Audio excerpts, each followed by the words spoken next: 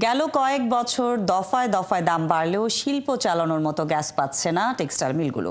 অথচ টেক্সটাইল মিল চালানোর প্রধান জ্বালানি প্রাকৃতিক গ্যাস। পরিস্থিতি এমন ঠেকেছে, গ্যাসের অভাবে দিনের বেশিরভাগ সময় বন্ধ থাকছে মিলের বয়লারগুলো। এমন অবস্থায় দেশীয় মিলগুলো থেকে কাপড় পাওয়া যাবে কিনা এমন অনিশ্চয়তায় গার্মেন্টস কারখানা মালিকরা বিদেশ থেকে কাঁচামাল আমদানি বাড়িয়েছেন। জাহিদুল ইসলামের প্রতিবেদন। নারায়ণগঞ্জের ভুলতার এই ডাইং কারখানায় 5টি বয়লার বার্নারের 3টি দিনের বেশিরভাগ সময় বন্ধ থাকে, কোনো মতে 2টি সচল থাকে। তবে এগুলো চালাতে গ্যাসের 10 PSI চাপ লাগলেও পাওয়া যায় মাত্র 1 PSI। ডাইং কারখানার ব্যবস্থাপক বলছেন তাদের উৎপাদন নেমেছে অর্ধেকেরও নিচে। যদি গ্যাস পণ্য যদি আমাদের রিমুভ হয়, ইনশাল্লাহ আমার ফ্যাক্টরিও লাভবান হবে।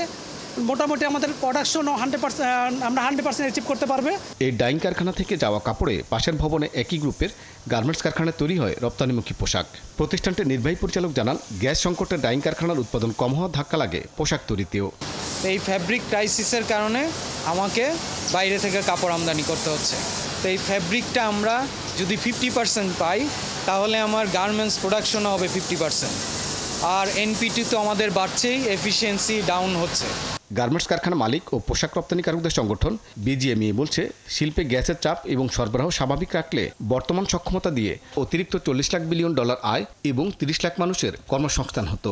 সকাল থেকে বিকেল 4টা পর্যন্ত, যেটা কিনা প্রোডাকশনের মূল আওয়ার, সেই প্রোডাকশন আওয়ারেই আমাদের গ্যাস নাই। তো এটা আমাদের উৎপাদন খরচকে আরো বাড়াচ্ছে এবং উৎপাদনের মূল সময় যেটা আমরা হারাচ্ছি, এটা আসলে আমাদের জন্য কমপ্লিট লস। এদিকে টেক্সটাইল মিল মালিকদের সংগঠন বিটিএমই বলছে, প্রয়োজনীয় গ্যাসের চাপ না থাকায় আর উৎপাদন কমায় দেশে অনেক টেক্সটাইল মিল বন্ধ হয়েছে। 2024 সালে আমরা ভারত থেকে সুতা ইম্পোর্ট করি $2.7 বিলিয়ন। এটা অফিসিয়ালি, আনঅফিসিয়ালি এটা জানা নেই। আর সেখানে 40% দেখানো হয়েছে প্রবৃদ্ধির হার। এটার একটাই কারণ হচ্ছে আমাদের দেশের শিল্পগুলো রুগ্ন হচ্ছে গ্যাসের অভাবে। আমরা আমাদের ক্যাপাসিটি পুরোটুকু চালাতে পারছি না। বর্তমানে শিল্প গ্রাহকদের প্রতি ঘনমিটার গ্যাস কিনতে হয় 30 টাকায় এবং গেল 5 বছরে গ্যাসের দাম বাড়ানো হয়েছে 286%। কারখানা চালাতে যেটুকু গ্যাসের প্রয়োজন সেই গ্যাস পাওয়া যাচ্ছে না। ফলে গার্মেন্টস মালিকরা রপ্তানি টিকিয়ে রাখতে বাধ্য হয়ে কাঁচামাল আমদানি করছেন বিদেশ থেকে। জাহিদুল ইসলাম, 71, ঢাকা।